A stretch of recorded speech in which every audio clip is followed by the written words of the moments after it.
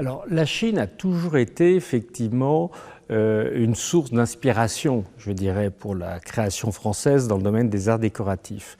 Au Gobelin d'ailleurs, nous avons au début du XVIIIe siècle consacré une très grande tenture à un voyage de l'empereur de Chine, vous voyez.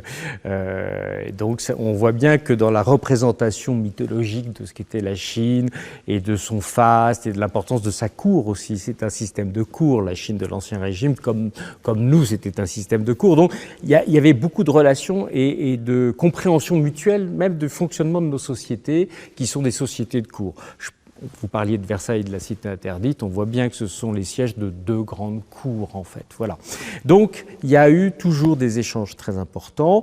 Ça s'est traduit notamment au XVIIIe siècle aussi par l'importation de beaucoup de laques chinoises qui sont venues orner du mobilier fait par nos ateliers en France, mais c'est vrai qu'on considérait comme un summum du raffinement d'avoir ces fameuses laques qui venaient de Chine ou de Coromandel notamment, et d'ailleurs on en a quelques exemples dans nos collections toujours.